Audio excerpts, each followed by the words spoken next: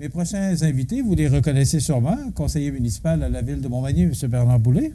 Salut Michel. Bonjour Bernard. Et le maire de Montmagny, Rémi Langevin. Oui, bonjour, bon Rémi. matin. Bon bien? matin, Michel. Oui, très bien. Oui, en forme? Oui. Ah, Absolument. ça va tellement bien à ville. Hein? Ben oui. On ne peut pas faire autrement qu'être en forme. Exactement. Bon. On va commencer avec Bernard. Habituellement, on a une fois dans le mois de maire seul. Et normalement, on a 2 conseillers qui viennent nous visiter, parler des dossiers de chacun des conseillers. Mais là, exceptionnellement, c'est le maire qui accompagne notre conseiller ce matin. Alors, on va... Mais oui.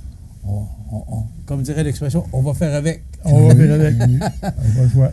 Bernard Boulay, Oui. vous êtes, entre autres, parce que chacun des conseillers, c'est important de le mentionner, sont responsables ou est responsable de différents dossiers, Exact. siègent dans des conseils d'administration. Expliquez-moi un peu comment ça fonctionne. Ben, tu veux que je l'explique ou que M. Ouais, le maire te ben, l'explique? Ça ne me dérange pas. Ben, écoute, M. le maire nous a donné à chacun des comités. OK? Puis, entre autres, dans les comités que moi j'ai, ben, j'ai les pompiers et la sécurité publique, la sécurité civile, si tu veux. Ça fait que c'est là-dessus que je vais t'entretenir ce matin. OK. Et ça vous amène aussi à siéger sur différents conseils d'administration, Absolument. comme le Carrefour mondial de l'accordéon et Bien sûr. autres organismes là, qui demandent la présence d'un des membres du conseil municipal. Exactement. C'est bien. C'est ça. En fait, il faut quand même rappeler, depuis l'élection du nouveau conseil, c'était une volonté du conseil municipal de changer un petit peu la démocratie municipale, puis donner la parole aux conseillers, parce que la population se posait la question, qu'est-ce que font les conseillers? Alors, de cette façon-là, ça permet de revaloriser le rôle du conseiller, puis donner aussi beaucoup plus de visibilité. Et c'est très apprécié par la population. Moi, ce que j'entends, les commentaires, c'est que les gens sont contents d'entendre parler leurs conseillers, de les entendre parler aussi de leur mandat, de leurs préoccupations. Donc, c'est une belle occasion d'avoir des conseillers plus de proximité, puis d'avoir un conseil qui est plus à l'écoute aussi en étant présent là, dans les différents médias.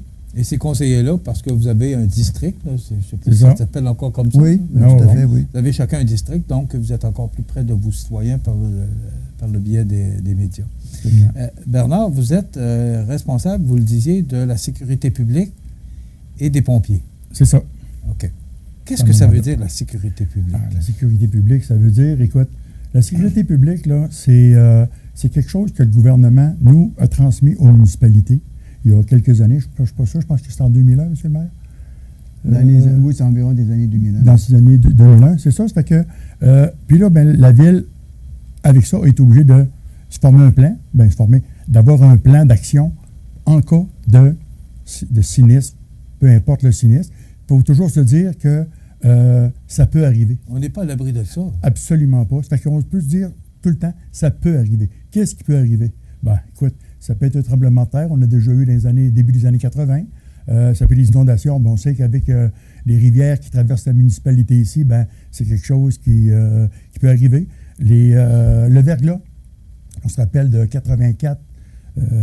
Puis, il n'y a pas tellement longtemps aussi à Laval, tout ce qui s'est passé là. Ben, ça a rapport à la sécurité publique. Qu'est-ce qu'on fait dans ce temps-là? La sécurité publique, c'est que, justement, le plan d'action qui a été revisé, justement, en 2017, qui datait de 1994.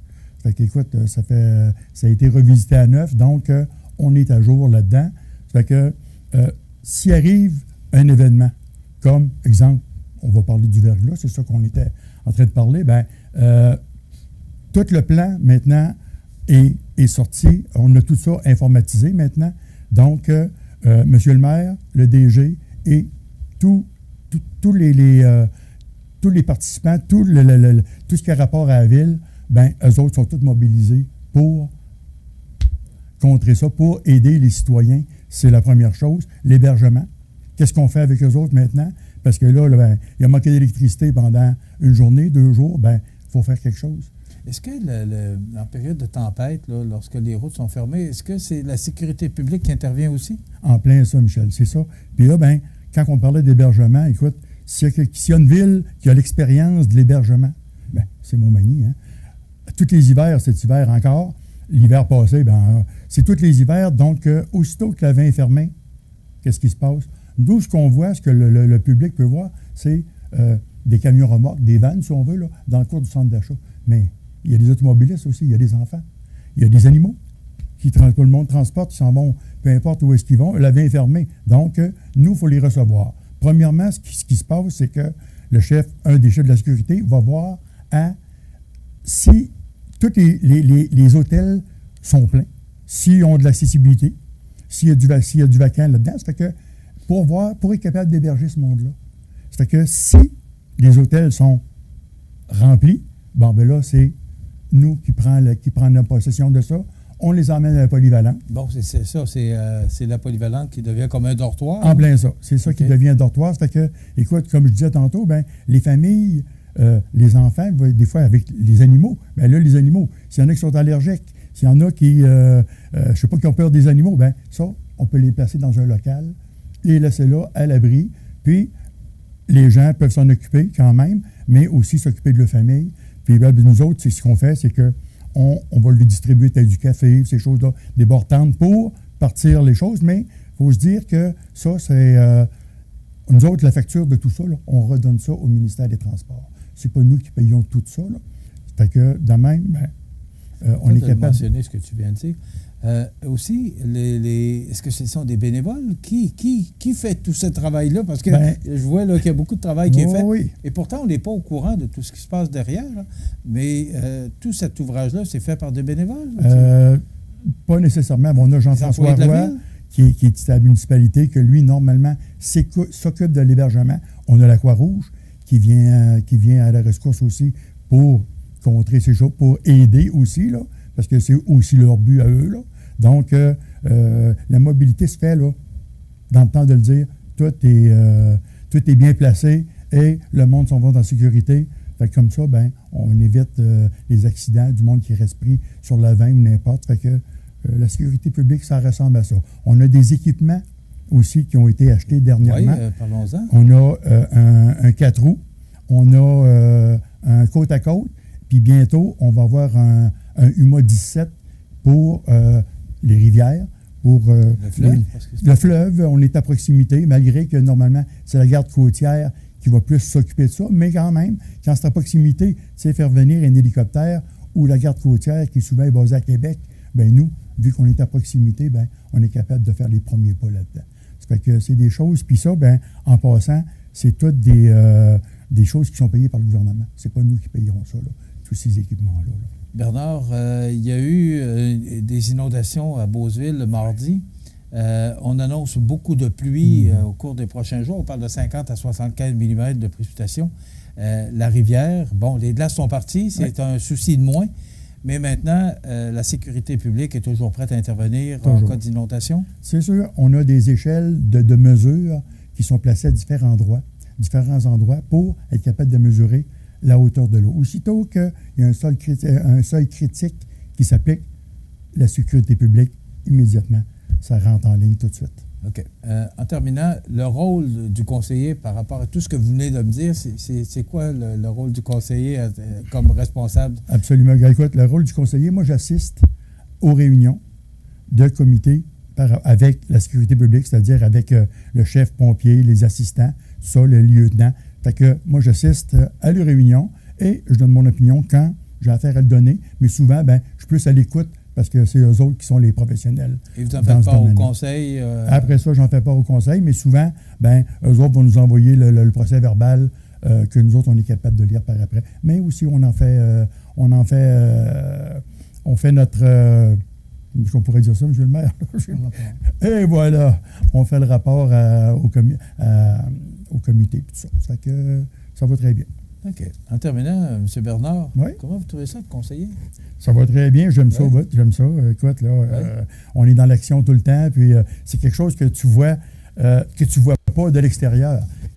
Quand tu es citoyen, comme on l'est tous, puis que tu rentres à l'intérieur, tu ne vois pas les mêmes choses, les choses de la même manière, et pas du tout. Mais c'est captivant, c'est enrichissant. J'aime ça. Et la santé va bien? La santé va bien. Bon. Très bien même. Que de bonnes nouvelles. Que de bonnes nouvelles. Merci beaucoup, Bernard Boulay, conseiller. On va s'arrêter quelques instants et au retour, là, c'est le maire qui sera notre invité. Alors, dans quelques instants, tout de suite après la pause. Alors, je reviens à mes invités, M. le maire, Rémi Langevin et Bernard Boulay, conseiller. M. le maire, il y avait une assemblée du conseil cette semaine, pour ça que vous êtes là. Absolument. Oui.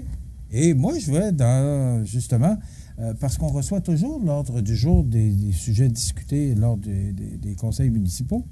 Et je voyais adjudication de contrats, services professionnels en architecture, agrandissement et rénovation du centre d'immigration. Oui. Vous avez annoncé, il y a quelques mois, quelques semaines, mais c'est plus des mois que des semaines, Oui. qu'il y aurait un agrandissement du centre d'immigration. Ça, je pense que c'est officialisé. Maintenant, comment ça va, le projet? Parce que là, vous deviez, c'était près de 2 millions de dollars. Mhm. Alors, vous en êtes où avec ce projet-là? Parce qu'on veut retenir les services professionnels d'un architecte. Oui. J'aime bien votre question ce matin. Mais je voudrais aussi dire, voyez-vous comment c'est important l'implication des membres du conseil au niveau des différents comités. On a eu ce matin un beau rapport de M. Boulay. Et puis, comme il l'exprimait, il est content de faire ce travail-là parce qu'il sent qu'il y a des responsabilités puis qu'il y a des redditions de comptes à rendre à la population. Puis j'aime toujours ça entendre. Moi, je suis ça, la télévision, hein, les rapports, quand que les conseillers viennent à la télévision. Pas pour savoir ce qu'ils disent, mais la fierté que j'ai de voir l'implication qu'ils ont auprès de la population. Oui, puis c'est une bonne idée. Ceci... Parce qu'on voyait les conseillers une fois aux 4 ans. Oui. C'est surtout pas un reproche, c'est oui. comme ça que ça se passait dans le temps. Mais les conseillers étaient plus confinés au conseil municipal exact. Et au secours à l'aide des citoyens, là, au service des citoyens lorsqu'on en avait besoin. Exact. Mais là, on les voit maintenant dans les médias. Et je pense que ça donne une belle opportunité à ces gens-là aussi oui, de faire valoir ce qu'ils font et de mettre en valeur le travail qu'ils font. Exactement. C'est une belle fierté pour l'ensemble du conseil municipal d'avoir cette opportunité-là. Et puis on vous remercie d'ailleurs en passant parce que grâce à vous aussi et puis grâce aux autres médias, à la radio et puis au journal, bien, ça nous permet de revaloriser le rôle de l'administration municipale en même temps parce que on n'est pas justement à la porte des gens aux 4 ans, mais on est à la porte des gens à tous les moments de l'année. Il faut que les gens sachent qu'il y a un travail qui se fait, puis qu'ils sont disponibles aussi. Mais pour répondre à votre question, oui. Voyez-vous, ce qu'il faut comprendre, c'est qu'il y a environ 1 an, le conseil municipal s'est penché sur la question suivante. On a un endroit qui s'appelle le centre d'immigration. Ça fait une 30aine d'années qu'il a été construit. Il ne répond pas à des normes. Il est en désuétude. Oui. Et puis, ça fait plusieurs années qu'on se posait la question, qu'est-ce qu'on fait avec cet endroit-là? Et dans le cadre du 375e, on trouvait que c'était un bon moment de lui redonner une fonction nouvelle pour répondre à des besoins que la population nous manifestait par rapport à des locaux qui n'étaient pas disponibles dans la région. Mais on s'est penché sur le projet en se posant la question, combien ça nous coûterait pour permettre d'offrir à la population des locaux qui pourraient regrouper 250-300 personnes, puis qui soient polyvalents, qui en même temps soient attractifs aussi, parce que c'est quand même, il faut le dire, cet endroit-là appartient à la population. C'est un terrain qui est municipal dans l'ensemble, la Pointe-aux-Oies. Et on avait convenu de faire une première étude qui était de dire combien ça nous coûterait, puis on s'était arrêté sur un montant approximatif d'environ 2,5 millions pour restaurer ce bâtiment-là, en excluant tout le potentiel de subventions et d'aides financières qu'on peut avoir. Ça, ceci étant dit, et sur un budget de fonctionnement de moins de 100 000 $ par année. Est-ce qu'on parle de 30 000, de 50 000 pour le faire fonctionner? Parce qu'il va y avoir des revenus aussi, il va y avoir des dépenses, mais on se dit, bien, au plan municipal, ça peut peut-être représenter un montant qui est en bas de 100 000 $ pour le faire fonctionner. Alors, le conseil a dit, dans ces eaux-là, on va aller de l'avant. Et ce qu'on a adopté cette semaine, c'était de confier à une firme d'architectes et d'ingénieurs de faire vraiment tout le projet, de le développer pour donner un visuel à la population.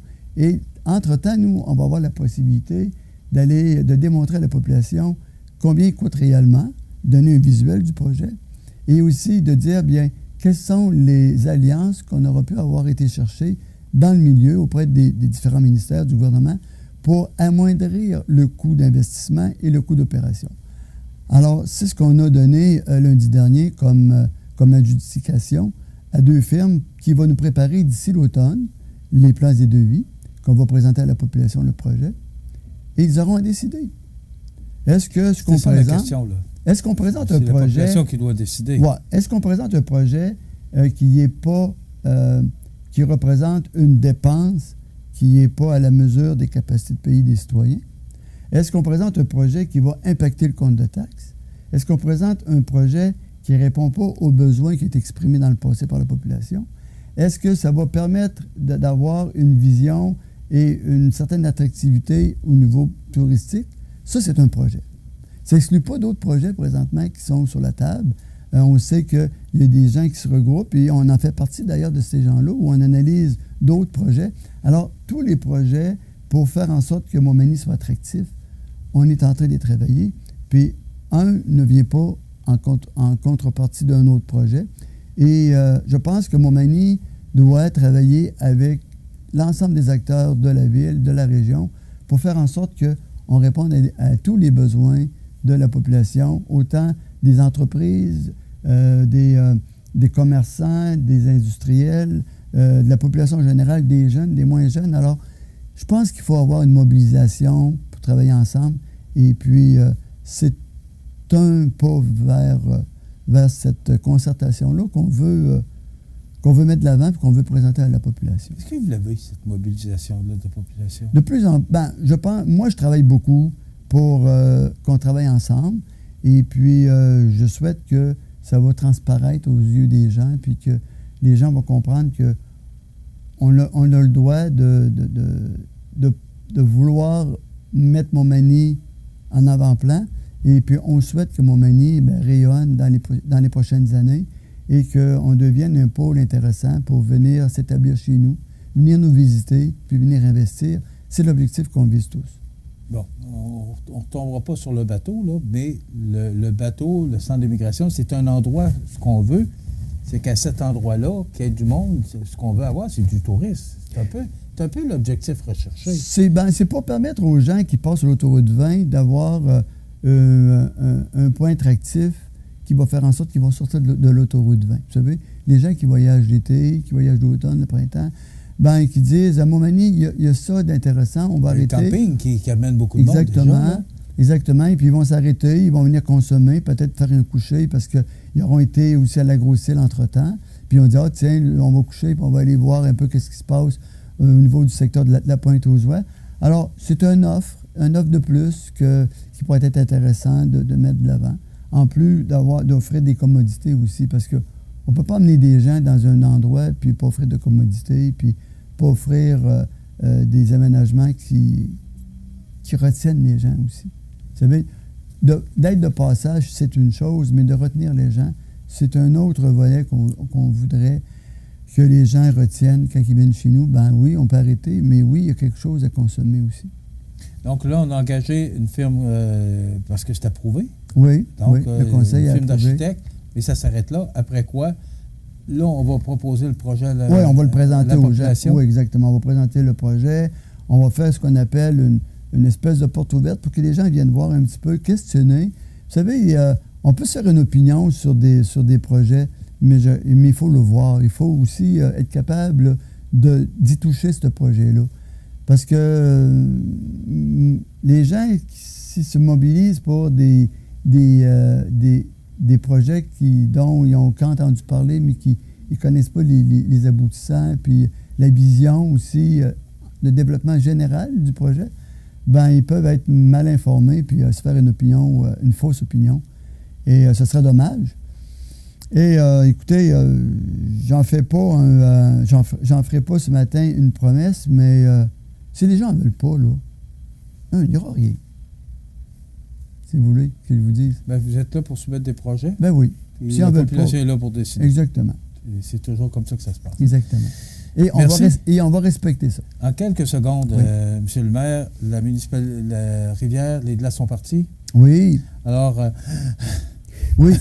Puis avec... c'est un grand soupir parce qu'on a vu ce qui s'est passé à Beauceville. Oui. Un embarque qui s'est produit. Alors, en quelques secondes, là, vos commentaires là-dessus. Ben nous, on surveille surtout la montée de la rivière du Sud parce qu'il faut comprendre que dans le passé, on avait des exutoires, des eaux pluviales, des rues qui étaient projetés directement dans la rivière, dont les niveaux étaient beaucoup moins hauts qu'on connaît aujourd'hui à cause de tout le phénomène des bassins versants, puis des coupes de bois abusives qu'il y a eu parfois, puis de drainage des champs, etc. Alors, on surveille ça parce que, nécessairement, quand on a des exutoires d'eau pour clairer l'eau des rues, ben, si le niveau d'eau monte plus haut que ces exutoires-là, bien, on a l'effet contraire. Alors, on surveille plus ce secteur-là, puis on va viser les gens là, au moment opportun. Sinon, je pense que avec la rapidité du débit qu'on connaît, ben, s'il y a des glaces qui se détachent, ils vont facilement là, faire leur chemin puis se rendre aux chutes. Voilà, ben c'est tout le temps qu'on a. Merci beaucoup d'avoir été avec nous. C'est un plaisir. Monsieur le maire, Rémi Langevin et Bernard Boulay, conseiller municipal. Merci beaucoup d'avoir été avec nous. Puis on en a appris beaucoup plus sur la sécurité publique et le travail qui se fait. Les abeilles qui travaillent derrière. Eh oui. Oui, il y a beaucoup d'abeilles. Merci beaucoup d'avoir été avec nous. Voilà, ça complète.